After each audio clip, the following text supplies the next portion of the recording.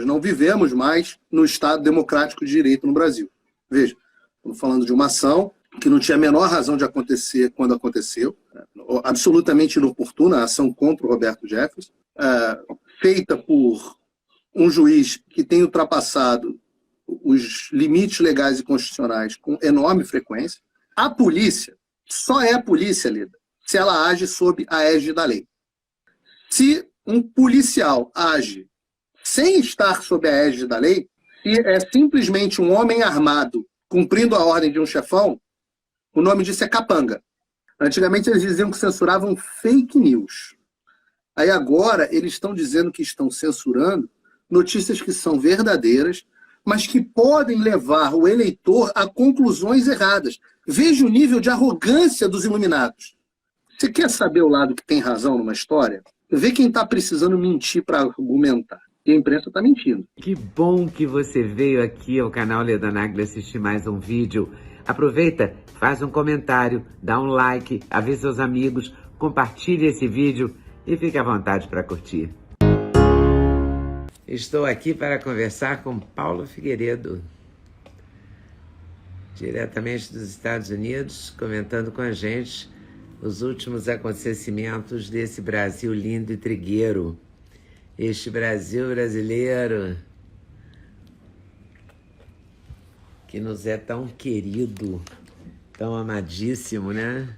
Paulo Figueiredo, que é um grande comentarista da Jovem Pan, eu escuto todo dia, vejo todo dia, e estou feliz que ele tenha aceito o nosso convite. Paulo Figueiredo, Leda Nagli. De tédio não se morre nesse país, certo? Não tem um dia, não tem um único... Tem um lema aqui que acho que são os Marines que usam, que falam assim: "The only easy day was yesterday", que significa o único dia fácil foi ontem. Né? Ah, então, é perfeito esse lema, hein? Aqui... Não tem um domingo que a gente possa descansar. Não tem trégua. No domingo que a gente vai descansar, o Roberto Jefferson resolve usar o fuzil. Não é não? A gente fica rindo para não chorar, né? Porque realmente... Eu estava na igreja, aí vejo meu telefone com uma ligação, um colega jornalista. Vejo uma ligação Jovem Pan. Vejo uma ligação Daniel Silveira me ligando. Eu falei, mas o que está acontecendo? Está todo mundo me ligando. Aí eu na igreja procuro não atender o telefone, saí do culto e aí vi esse escarcéu. Eu falei assim, mas não é possível que vocês não me deem um dia de folga. O domingo é dia do Senhor. Me deixa descansar, Xandão. Xandão, me deixa descansar no domingo, Xandão. Ele não deixa, né? Ele não dá trégua, não. Dá trégua. Ah, meu Deus, como é que você avalia ontem? Como é que você analisa isso? Será que vai afetar a campanha do Bolsonaro? Porque o PT está querendo colar no Jair, essa história, né? São duas perguntas interessantes que são interconectadas, porém diferentes. A primeira é como eu avalio o episódio. E a segunda, quais são as consequências possíveis e consequências na opinião pública e eleitorais. O episódio em si, Lida, é mais um reflexo do Estado que nós vivemos de fora da lei. Nós estamos fora da lei. Nós não vivemos mais no Estado democrático de direito no Brasil.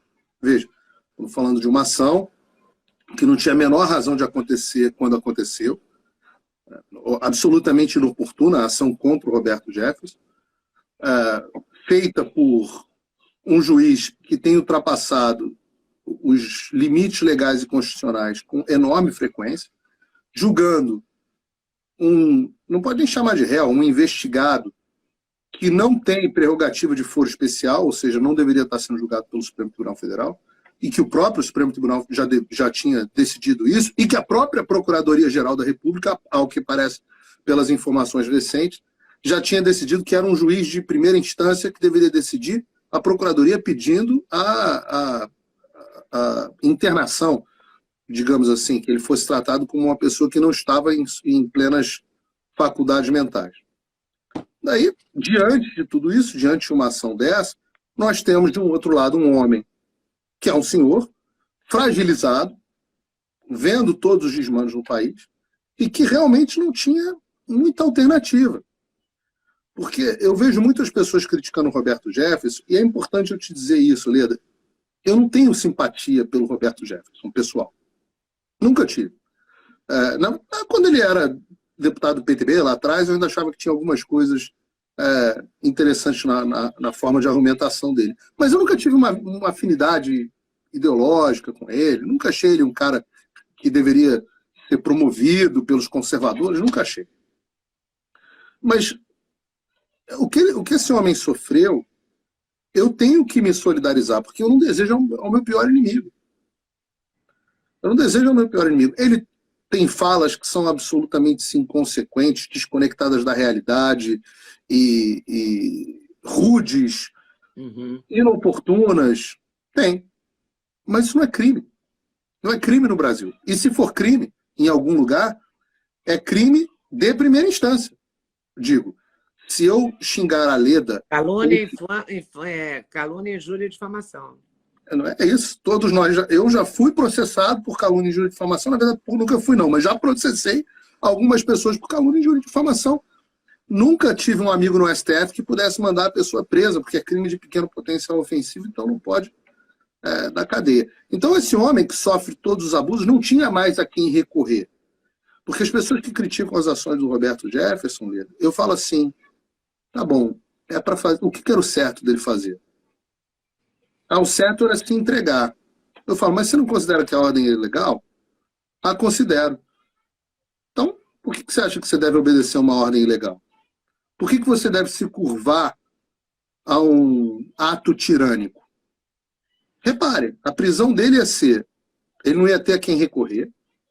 O Alexandre de Moraes inaugurou um novo capítulo no direito brasileiro, onde o preso, que não é réu, o preso não tem sequer direito a advogado e familiares. É inacreditável isso.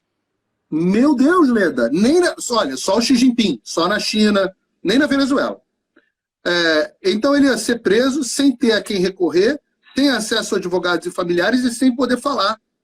Eu não sei se as pessoas sabem disso, porque eu não vi isso na imprensa, mas uma informação aqui, talvez de bastidores, as redes sociais, Instagram, Twitter, YouTube, Getter, todas as redes sociais receberam no sábado à noite uma ordem de remoção da conta da Cristiane Brasil, filha do Roberto Jefferson, em 2 horas, sábado à noite, sob multa diária de R$100 mil. Ou seja, quem é que recebe? Qual é a empresa que tem alguém no escritório às 6 horas da tarde de um sábado para analisar um pedido judicial para ver se ele tem cabimento? E no final das contas, ele nem sequer direito à entrevista daria. Eu pergunto para as pessoas o que ele poderia fazer, o que o Roberto Jefferson poderia fazer nessa situação. Independente e agravado pelo estado mental dele e a fragilidade do estado emocional, o que ele poderia fazer nessa situação? Eu não sei. Eu pergunto sempre para todo mundo, o que é uma boa? O que você faria? A pessoa fala, eu não atiraria, eu me renderia. Eu falo, é uma opção. Algumas pessoas preferem viver de joelhos, outras pessoas preferem morrer de pé. Eu estou no time das pessoas que preferem morrer de pé. E eu acho que a visão do Roberto Jefferson naquele momento, Leda, era de que ele não tinha alternativa.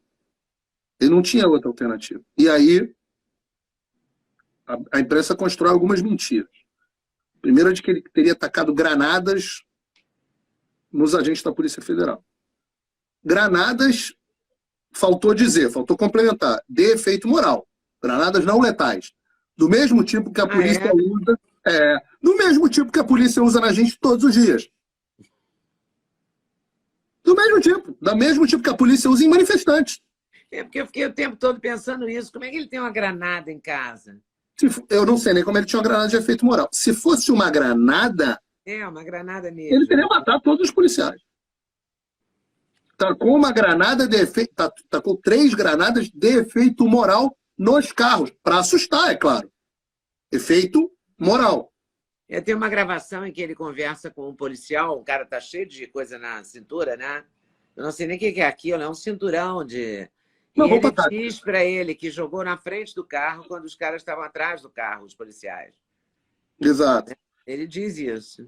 E tiros de fuzil. Recebeu a polícia a tiros de fuzil. Aí eu tenho algumas algumas ressalvas a essa afirmação. Primeiro que a polícia só é polícia, Lida, se ela age sob a égide da lei. Se um policial age sem estar sob a égide da lei, se é simplesmente um homem armado cumprindo a ordem de um chefão, o nome disso é capanga, não é policial. Policial precisa representar o Estado democrático. Ah, mas ele estava cumprindo ordem. Eu falo, ué, todas as ditaduras do mundo são feitas através de homens cumprindo ordens.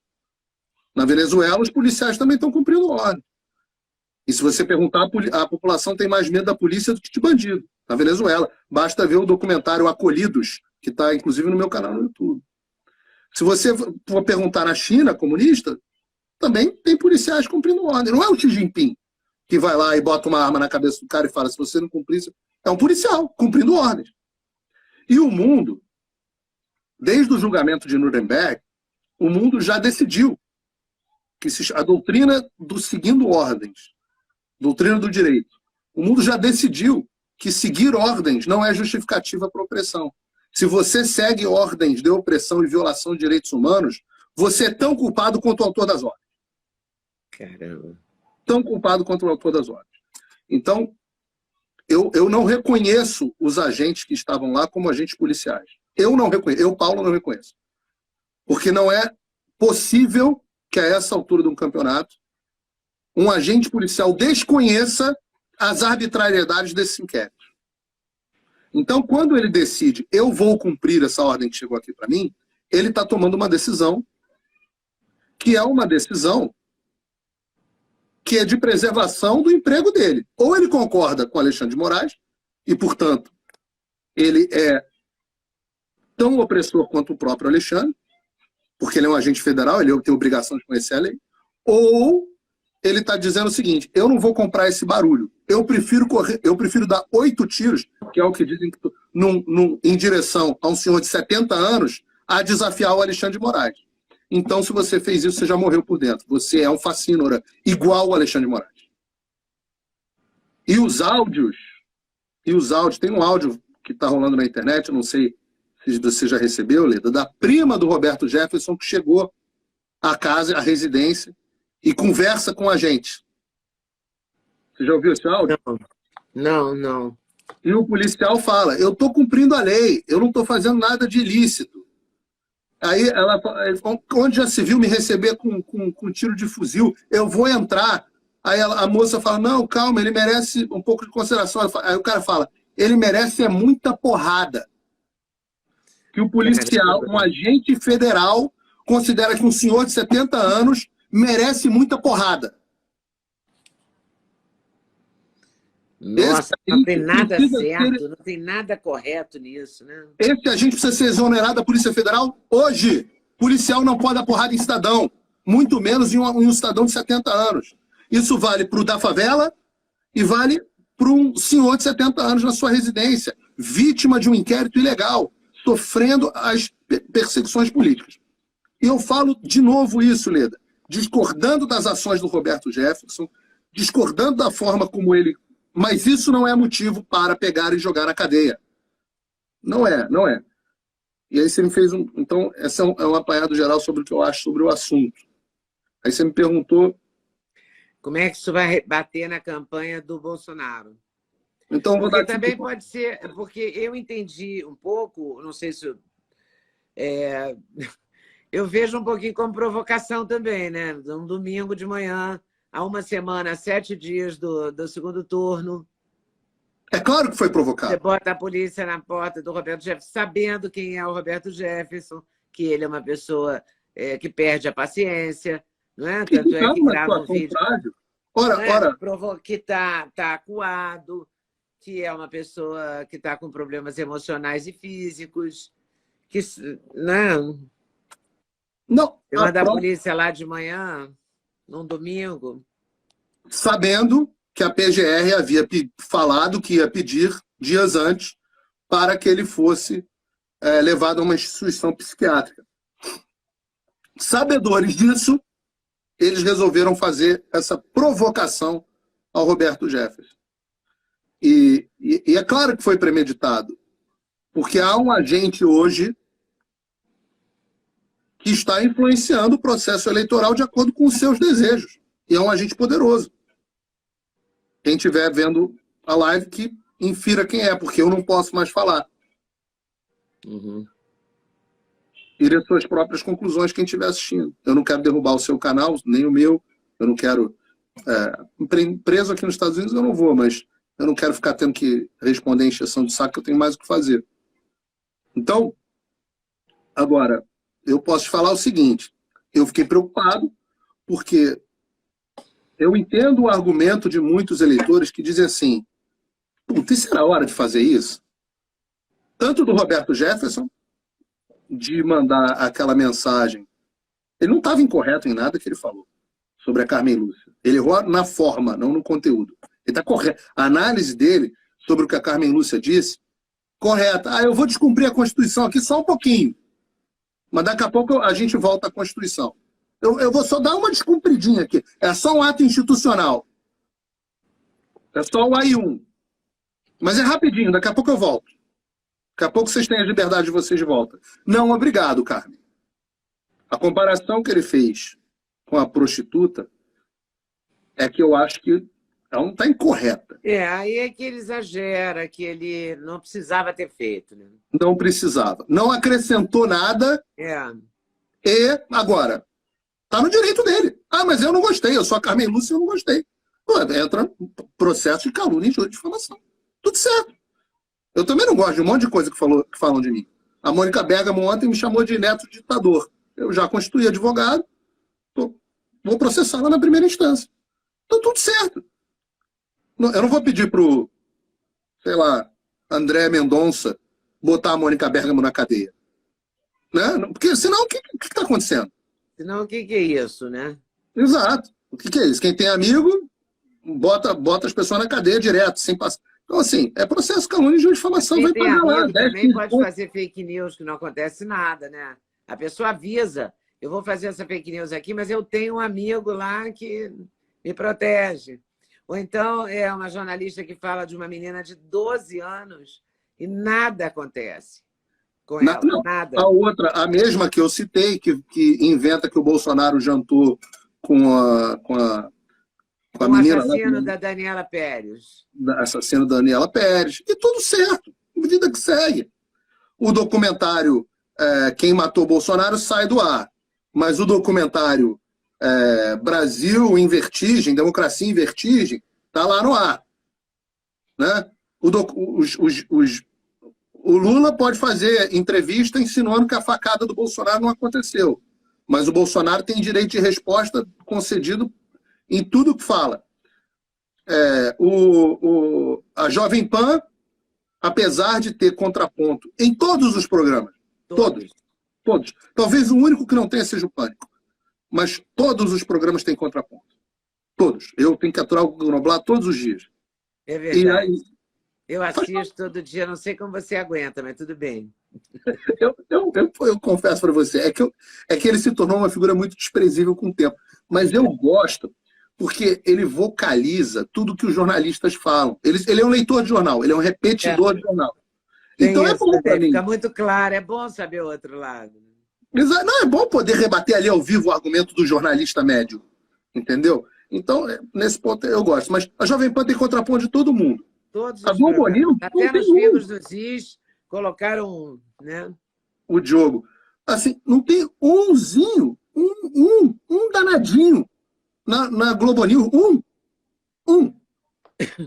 E tá tudo certo. Na Globo News ninguém discorda de ninguém, né? Ninguém. Ali ninguém solta a mão de ninguém, tá tudo claríssimo. Um dia o Jorge Pontual discordou de alguém e circulou na não houve uma discordância dentro da Globo News. Eu falo, meu amigo, isso no Morning Show não é nem discordância. Mas não discordo nem de futebol, eu acho. Nem de futebol. Se o cara, assim, então, vale tudo para um lado e não vale para o outro, Leandro. Agora, eu achava que as consequências... Eu tenho medo ainda das consequências. Tá? Eu tenho... Por quê? Porque eu estava vendo os levantamentos internos E a campanha do presidente Bolsonaro estava numa posição razoavelmente confortável. Tão confortável quanto dá para ser num momento como esse. Tá? Uma vantagem bem acima da margem de erro nas pesquisas internas, que foram muito precisas no primeiro turno, e por isso que eu tive tanto sucesso em acertar o que queria acontecer mesmo contra tantos prognósticos. Eu falei que nós teríamos uma diferença de menos de 6 pontos para cada um dos lados, e nós acabamos com uma diferença de menos de 5. Eu fiz isso simplesmente porque eu sei que nós temos uma pesquisa na campanha, eles têm, né? E eu consigo ter acesso a uma pesquisa que é feita com o objetivo real, e eu acredito na ciência estatística, então eu consigo prever mais ou menos, dentro da margem de erro, o que vai acontecer. E a fotografia do presidente Bolsonaro estava muito boa. E isso estava refletido nos institutos tradicionais também. A gente estava vendo Paraná, tudo empate técnico. O próprio BTG chegou a projetar que a chance do presidente Bolsonaro de vitória tinha passado a ser maior do que a do Lula. Então, era um momento bom da campanha. E aí, esse cara resolve, provocado propositalmente pelo Alexandre de Moraes, pensadamente pelo Alexandre de Moraes, esse cara resolve reagir desta forma. E assim, que eu entendo o lado dele, não vejo o que mais ele poderia fazer, mas do ponto de vista do Jair Bolsonaro, aquilo foi foi ruim. Agora, os levantamentos de hoje, ou seja, que levam em consideração os dados de ontem, ainda não mostraram nenhuma oscilação significativa. O resultado é o mesmo, de mais ou menos o mesmo resultado de sábado. Domingo repetiu sábado. Então, eu não sei se hoje, que vai ser o dia da repercussão, vamos descobrir amanhã, se amanhã os números vão mostrar uma oscilação assim, significativa. Eu pensei até que o presidente Bolsonaro vai perder uns 3, 4 pontos nessa brincadeira. Mas não perdeu até agora. Então, daí você pode tirar algumas coisas. Não teve ainda o efeito que vai ter, a sociedade ainda está discutindo esse assunto. Mas ele não pode ser responsabilizado pela atitude do Jefferson. Não. De fato não pode, porque assim, as pessoas me consideram um apoiador. Porque senão ele vai ser responsável por todas as atitudes do mundo. Daqui a pouco ele é responsável pelo chinês ter tirado o outro chinês daquela assembleia, entendeu? Isso é complicado, né? Mas não é o defender, é porque as coisas têm um limite, né? Você não pode também culpar o Lula por várias coisas que não dizem respeito a ele, sabe? Que você pode não concordar, sabe? É simples. Não é assim, entendeu? Não é tudo que é ligado à pessoa. Se o Bolsonaro é responsável pela reação do Roberto Jefferson, o Lula é responsável pela facada do Adélio. Opa! Uma questão de coerência. Né? O Adélio não gosta. Complicado. Então, porque é isso, se você vai começar a atribuir a um político a responsabilidade pelo ato de todos os seus seguidores, que foi o que fizeram com Donald Trump aqui nos Estados Unidos. Uhum. Se você atribui um político a responsabilidade por tudo, você imagina, hoje no mundo, né, as pessoas às vezes não se dão conta nisso, mas as populações aumentaram.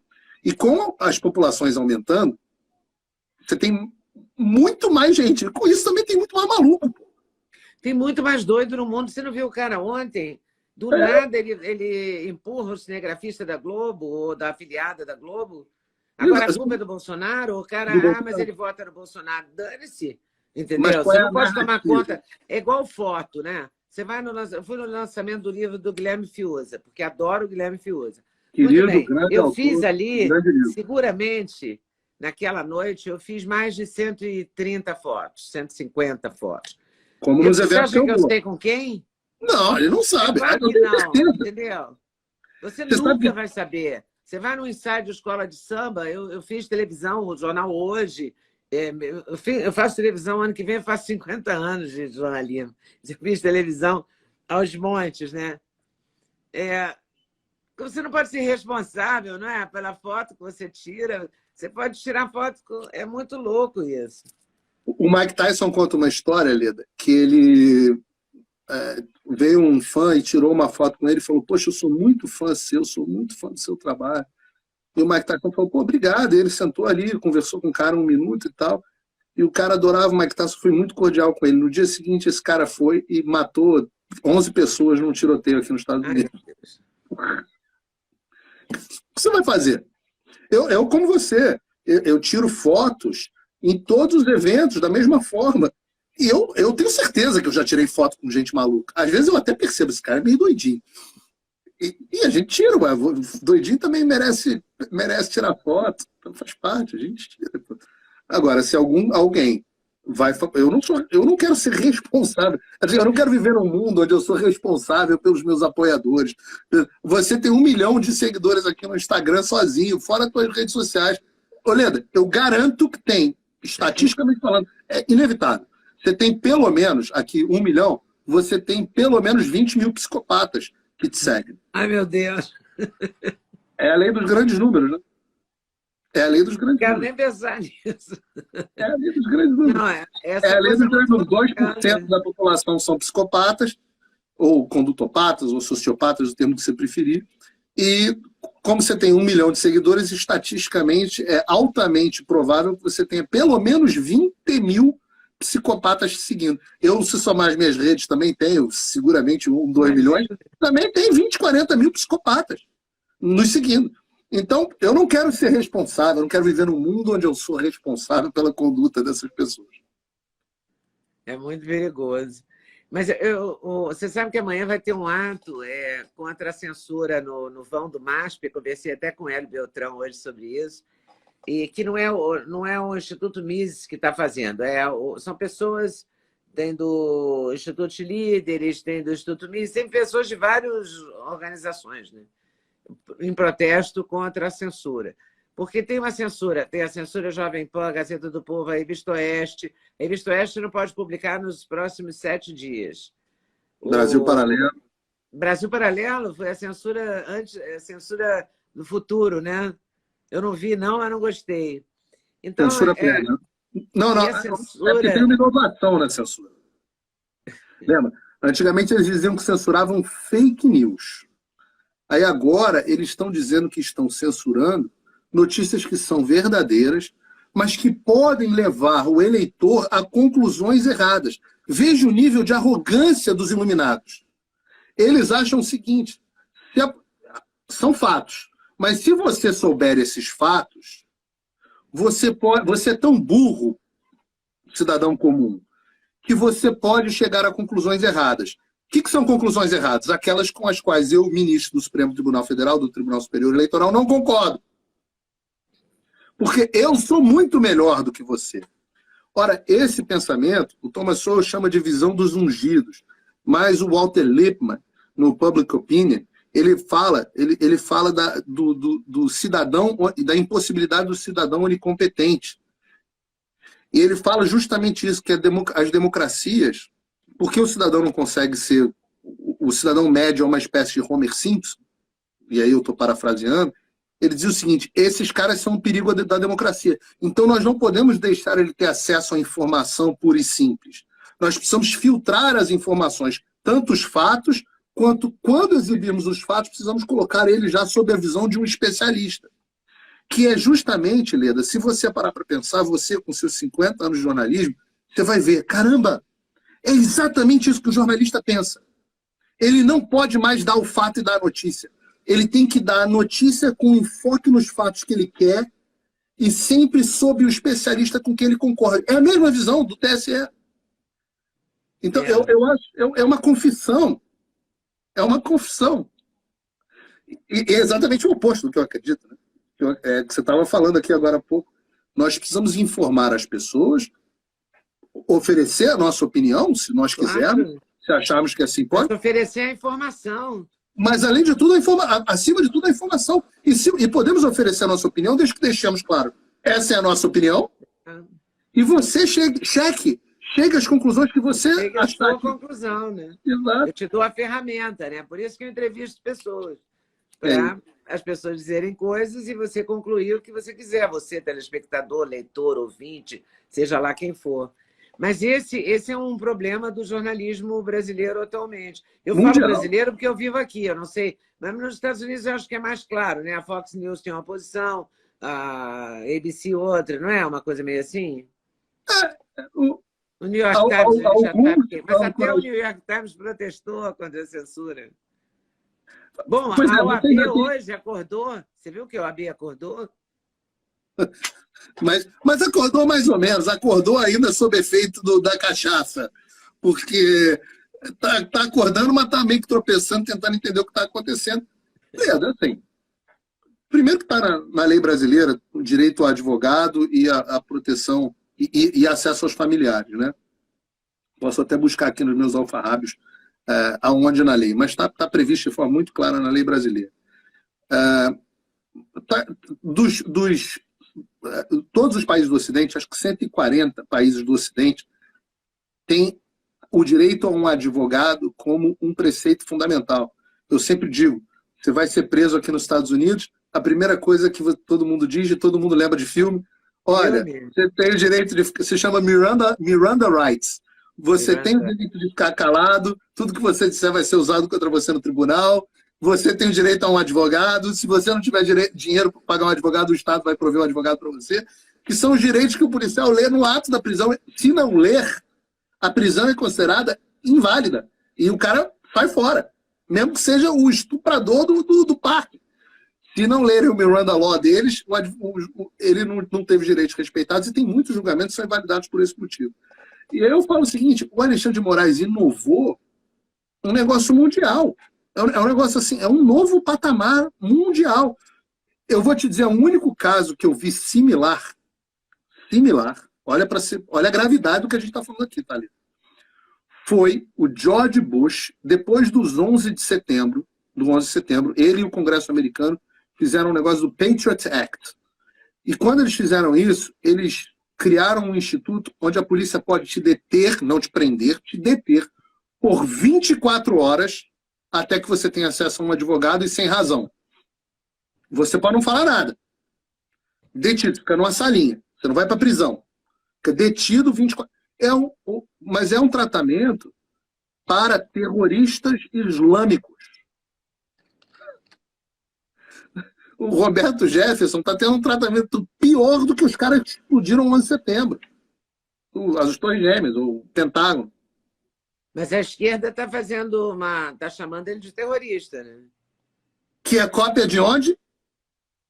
A cópia de onde? Daqui dos Estados Unidos. Quem que o Joe Biden chama os apoiadores do Donald Trump de o grupo extremista mais perigoso da história dos Estados Unidos. O departamento... Olha que loucura, um país que já teve o Ku Klux Klan, já teve Black Panthers, Joe Biden diz que os eleitores de Donald Trump são supremacistas brancos e o grupo mais perigoso dos Estados Unidos. O Departamento de Homeland Security fez uma lista de ameaças para a segurança do país e elencou a direita americana como uma ameaça.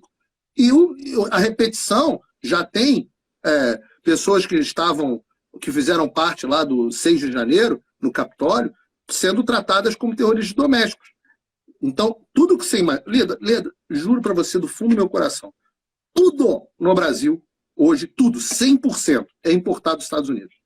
Não tem nada, nenhum discurso, nenhuma narrativa, nenhuma ideia, nada, nem da direita nem da esquerda, que não seja importado dos Estados Unidos. Eu, toda vez que vejo as coisas aí no Brasil, eu me sinto assistindo a reprise dublada pela Herbert Richards de um filme que eu já assisti aqui nos Estados Unidos. Lembra quando Você lembra disso? Que os filmes chegavam 2 anos depois, em fita, com a dublagem da Herbert Richards? Né? Antigamente era assim, agora sai tudo no Netflix na hora, mas eu vou aqui me botar aqui um pouquinho. No nosso tempo, a fita chegava com a dublagem da Herbert Richards 2 anos depois. Verdade. O Brasil é isso. O Brasil é uma dublagem mal feita pela Herbert Richards. Que tristeza, que tristeza. Eu fiquei muito assustada, porque eu tenho uma memória de procurar uma pessoa que estava presa nos anos 70, no começo dos anos 70, e a gente sempre chegava, eu me lembro de chegar no DOPS, da Rua da Relação, e tinha um delegado chamado Dr. Brito, e o Dr. Brito dizia, não, ele não está aqui, ele nunca estava ali, como também não estava em Ricardo de Albuquerque, como também não estava não sei onde, entendeu? Ele nunca e a gente estava. não quer viver isso. E você nunca falava com a pessoa, entendeu? Meses. Essa procura, né? E a gente então, não quer viver isso. Jefferson vai ficar nessa situação. Ninguém vai poder falar com o Roberto Jefferson, o advogado não pode, a família não pode. Não pode. Nem um padre, nem um médico, nem ninguém. Lembrando que ele saiu da prisão, do regime fechado, para o regime semi-aberto, né, para a prisão domiciliar, na prisão que já era ilegal, desde o início. Muita gente pensa que ele estava preso por causa do mensalão. Não, tem nada a ver com o mensalão. Ele já pagou todas as dívidas dele com a sociedade. Isso aí já acabou, né? O mensalão para ele já acabou. Muito tempo. Ele cumpriu a sua pena. Nos Estados Unidos, eu acho que nós temos um termo bonito para isso, que é você pagou as suas dívidas com a sociedade. Eu gosto disso. Depois que o sujeito que é preso não é eternamente um pária, porque principalmente o cristão, ele acredita na redenção, no arrependimento. Então, não sei se houve o arrependimento do Roberto Jefferson, não. Eu sei que do ponto de vista legal, ao contrário do Lula, o Roberto Jefferson pagou toda a sua dívida com a sociedade. Então, não tem nada a ver, a prisão dele não tem nada a ver com o negócio de mensalão. Ele foi preso neste inquérito absurdo porque falou mal do STF com uma arma na mão. Então, é isso. Essa foi a origem. Aí ele foi para o regime semiaberto, salvo engano aqui, justamente por problemas de saúde. E agora, repara, estamos falando de uma pessoa com 70 anos, com um histórico. Você é do tempo que eu sou também, que o Roberto Jefferson era um gordo, obeso. Né? Você lembra dele na época do Collor? Claro que eu lembro. Ele fez aquela cirurgia, além do que ele é diabético, mas ele fez aquela cirurgia bariátrica, não fez? Eu me lembro dele muito.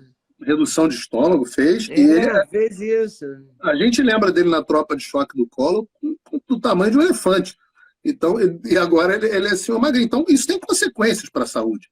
Então, uma pessoa que já passou por tudo que ele passou, pelo estresse, o estresse mata, né? Então, uma pessoa que precisa ser observada. Você não pode pegar esse cara, a triagem de Benfica, onde ele está, quem conhece, graças a Deus eu nunca passei por lá, mas eu conheço por trabalho jornalístico. É um ambiente que entra desde assassino até traficante, até o cara. Então, é feita a triagem para ver para onde é que as pessoas vão. E esse cara está submetido a isso, sem advogado, sem ninguém está vendo ele. Então ele está igual o sujeito lá do DOPS, que você falou, que ninguém sabe, ninguém tem acesso, ninguém tem nada. Então, é para isso que o Brasil quer voltar. E eu sempre falo isso. Eu sou um defensor da liberdade e da democracia, sempre fui. Eu não compactuo com isso, não é isso que eu quero, não quero voltar para os tempos de Guerra Fria, não acho que seja esse o momento que nós estamos vivendo no mundo. Então, por isso que eu falo, Leda, a escolha do dia 30 não é Bolsonaro e Lula. Se nós queremos uma chance de nos libertarmos da tirania absoluta ou queremos mergulhar nela. O Bolsonaro, ele não é perfeito. Eu tenho dúvidas, às vezes, se o Bolsonaro terá a força que ele não teve para enfrentar, e eu estou falando aqui dentro da lei, força e capacidade para enfrentar esses desmandos. Eu tenho dúvida. Mas ele é a minha única esperança. Agora, o curioso dessa história, eu não sei como é que o Bolsonaro enfrentará um segundo mandato, mas hoje à tarde o Roberto Jefferson teria, e já são 15 para 7 da noite, então já deve ter tido essa audiência de custódia, em que, segundo o G1, segundo o Globo.com, estou com ele aberto aqui no meu telefone, eles dizem que ele admitiu que deu 50 tiros,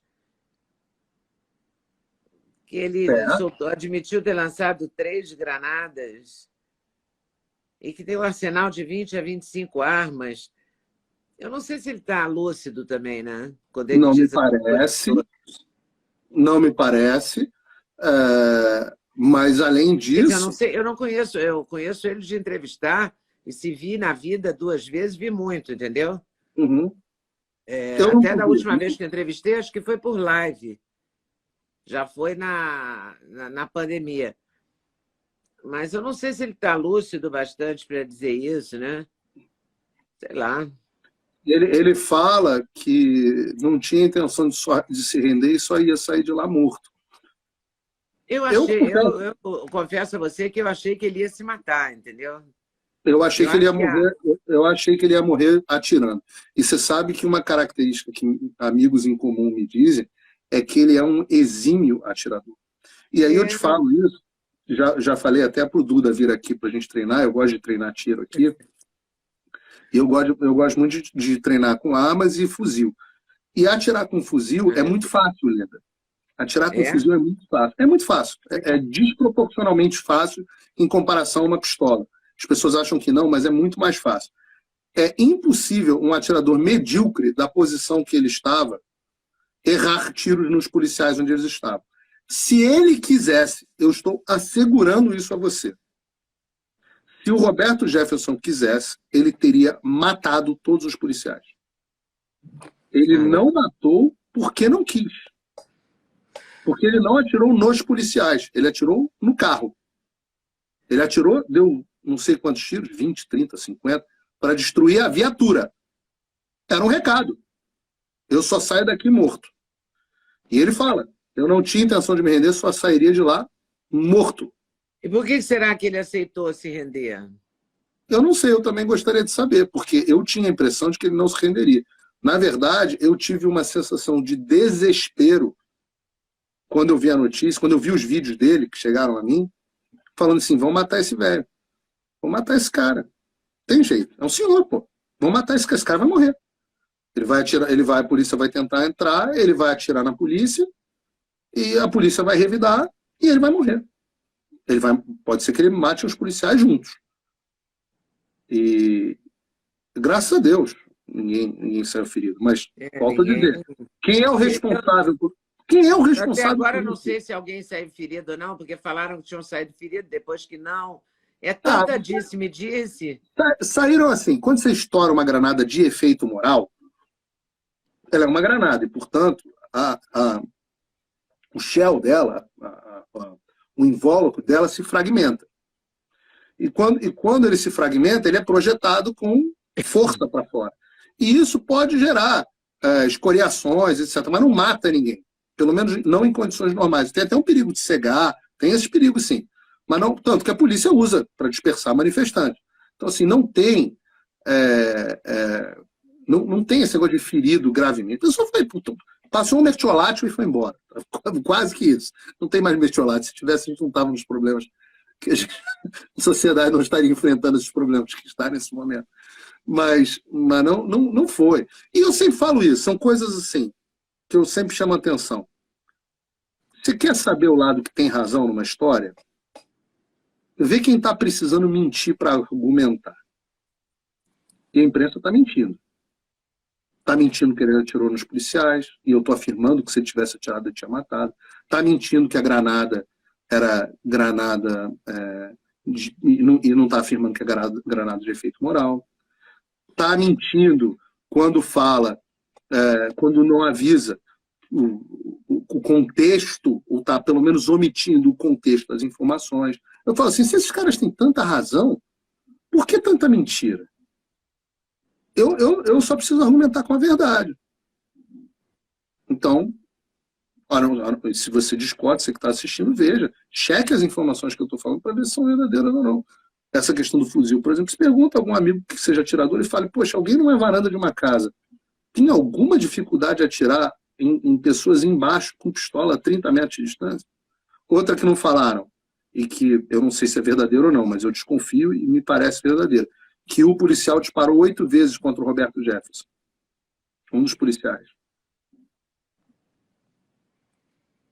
Então ele também atirava mal, esse policial?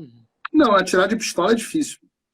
Atirar de pistola à distância é bem mais difícil, principalmente se você está em movimento, o cara está encoberto, ou se você atirar de pistola a 30 metros, eu posso te colocar da seguinte forma, atirar de fuzil a 30 metros é quase impossível errar.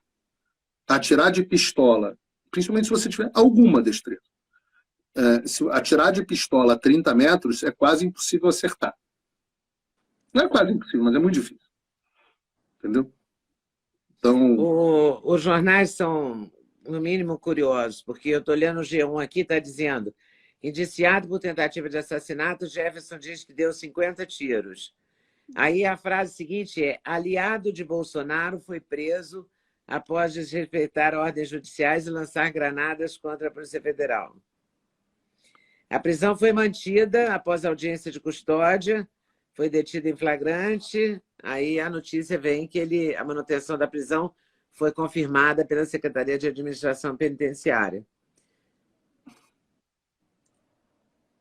Assim, aliado de Bolsonaro. Hoje o Guga Noblar, a quem eu carinhosamente apelidei de energúmeno, mas por uma descrição técnica, não por uma... Porque a origem da palavra energúmeno, né, vem de energos, aquele que está possuído por alguma energia, alguma força externa, e a acepção da palavra no latim, ela era daquele que está possuído por algum demônio, por alguma entidade maligna. E eu acho que essas pessoas todas da esquerda, elas estão possuídas por uma ideologia. Quem fala não são elas, é a ideologia que as possuiu. Então não tem argumento, não tem conversa, não tem... Você já sabe o que vai sair da boca dessa pessoa. Mas o energúmeno, o que ele estava falando hoje, era de que o Bolsonaro era o mentor, ele usou esse termo, juro para você, não estou inventando, que o Bolsonaro era o mentor deste ataque. Mentor. O cara falou isso no ar. Eu falo assim, já não tem... E que o Bolsonaro não é só um aliado, ele é um mentor.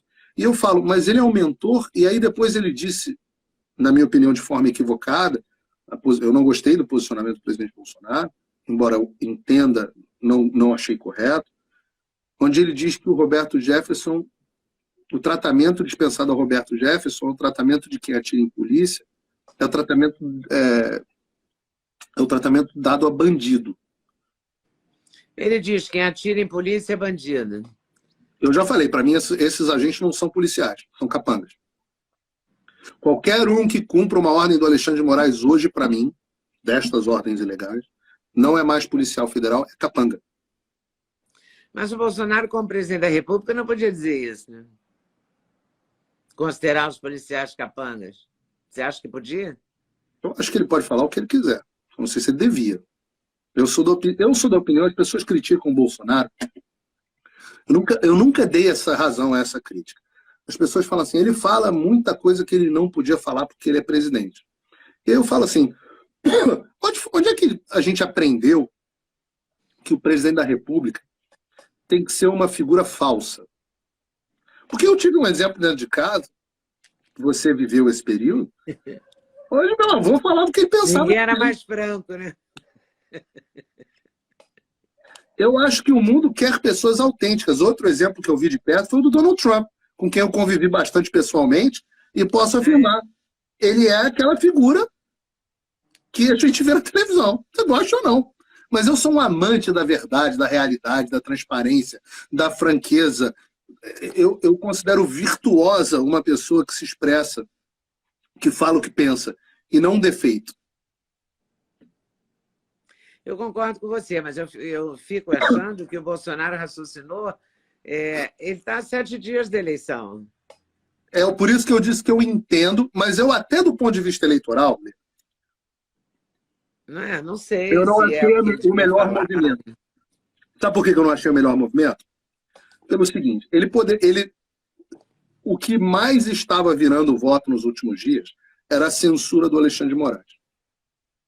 Então ele poderia ter usado este ato para explicitar o estado policial no qual o Brasil vive, também do Alexandre de Moraes. Então ele podia dizer, olha o país no qual nós estamos.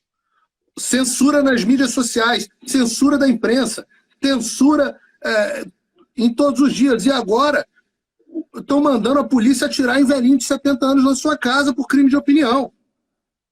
É esse o país no qual nós queremos viver? A atitude do Roberto Jefferson é inaceitável. Mas olhem o estado das coisas que foi colocado pelo senhor Alexandre de Moraes. Eu estou pedindo um mandato para vocês para poder resolver esse problema. Essa é a narrativa. Essa era a narrativa eleitoral. E não o que eu acho que ele fez, que pegou mal. E eu vejo os comentários que ele tem sofrido. Muita gente pensa automaticamente, fala assim, se o Bolsonaro falou, é isso que eu vou concordar. E eu falo sempre isso para as pessoas que estão assistindo.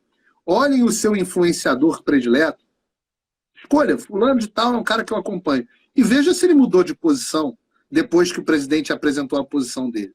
Veja se ele tem mesmo posição ou se ele é simplesmente cabo eleitoral do presidente. Porque você também não quer que tá acompanhando um jornalista, um influenciador, que simplesmente não tem opinião própria. É um puxa-saco do presidente. Você não quer isso. Então, falo sempre para as pessoas fazerem essa autocrítica. Mas, voltando ao próprio presidente, a forma como ele se colocou deu a impressão para muita gente que ele simplesmente rifou um aliado, porque as pessoas, muita gente, assim como o João, percebeu o Roberto Jefferson como um aliado do presidente. Então, que ele simplesmente rifou um aliado e as pessoas não viram, e esse é um ponto que tem que ser digno de crítica do presidente, independente do que você pense, ele não deu um pio sobre o Alexandre de Moraes. Um pio. Ora, pode criticar, tá bom, critica o Roberto Jefferson. Mas e o Alexandre? Ou seja, quem é o causador dessa história toda, Lê? Quem foi o agente causador da situação que nós vivemos ontem? Alexandre de Moraes. Ele é o culpado. Ora, bastava ele ter deixado a PGR tomar as medidas que queria ter tomado, e o Roberto Jefferson, se está de fato em condições psiquiátricas alteradas, teria o tratamento que é devido a essas pessoas. Ou só o Adélio tem problema psiquiátrico? Só o de esquerda, direita é cadeia. Ou seja, repara isso, Leda, isso é inegável. Yeah. O tratamento dado ao Adélio é melhor do que o tratamento dado ao Roberto Jefferson. Um xingou uma ministra de prostituta arrombada. O outro esfaqueou o candidato a presidente. Quase matou. Não é possível que o presidente não consiga concatenar esses fatos que eu estou dizendo. Então, e não é possível que o cidadão comum não faça essa análise. Então, eu acho que, do ponto de vista de estratégia eleitoral, o presidente também perdeu uma bela oportunidade e não se posicionou da melhor forma. Agora, eu tenho uma fé, Leda. É uma fé. Qual? Fé é fé. A fé é de que as pessoas acreditam que o Bolsonaro vai libertar e salvar o Brasil. Não é essa a minha fé. A minha fé é que a verdade vai salvar e libertar o Brasil. A verdade com V maiúsculo. O Bolsonaro geralmente está do lado da verdade. E é por isso que ele tem o meu apoio. Mas é a verdade, ele é só um instrumento. É a verdade, é o conhecimento, né? Ele sempre repete, eu conheço a verdade te libertarás. Uhum. Eu acredito nisso, piamente. Enquanto ele estiver do lado da verdade, ele terá sempre o meu apoio. Se porventura em um dia ele não estiver, não terá mais. Eu já falei 1000 vezes, eu não sou um bolsonarista. Eu sou um amante da verdade. Esse é o mandamento cristão. Então a minha fé, Leda, é que você não deve fazer cálculo eleitoral. Você deve falar sempre a verdade e ter a fé de que, falando a verdade, o resultado final será o melhor. Você acha que o Bolsonaro ganha essa eleição? Eu acho que quem disser que sabe a resposta a essa pergunta, ou não entende de política, ou está mentindo. Ou está tentando influenciar o resultado. Eu acho que ele tem enormes chances. Enormes chances. Eu até ontem diria que ele era favorito. Hoje, eu espero os dados novos chegarem para avaliar como que a opinião pública vai receber esses últimos acontecimentos e mais, Leda. A gente começou a live dizendo isso, então deixa eu fazer um full circle aqui, um círculo completo. Não tem um dia tranquilo no Brasil. Então a gente nunca sabe o que vai acontecer amanhã. Novos fatos surgirão. Tem debate, tem muita live ainda pela frente, tem os fatos imponderáveis, as facadas, o Roberto Jefferson, as coisas que a gente não sabe o que vai acontecer. Então, quem disser que eu acho que fulano vai ganhar, eu acho que Beltrano vai ganhar, está tentando te influenciar ou não sabe o que está falando. Essa pessoa tem que ser descartada. Ai, adorei, Paulinho. Muito obrigada por você ter aceito falar com a gente. Imagina, eu sei obrigado. Que você está aí no maior sufoco também, todo mundo no sufoco. Mas como é o país do... A gente não sabe o que vai acontecer amanhã, eu espero falar com você muitas vezes ainda. Eu espero estar convidado aqui muitas vezes, Leda. Eu que agradeço. É um privilégio, um prazer inenarrável estar aqui com você. Prazer é nosso aqui, pode acreditar. Muito obrigada, Paulo. A família toda. Tá bom, obrigada. Você é muito carinhoso com a gente. Um beijo. Beijo, querido. Tchau, muito obrigada. Muito obrigada por ter assistido mais um vídeo no meu canal. Volte sempre. Aqui você sempre vai encontrar a pluralidade de ideias, ideologias diferentes, ideias diferentes, mas sempre alto nível de informação e de prestação de serviço. Eu espero você sempre aqui. Faça seu comentário, se inscreva no canal, dê seu like se você gostou e não deixe de voltar. Estou te esperando, com certeza, se Deus quiser.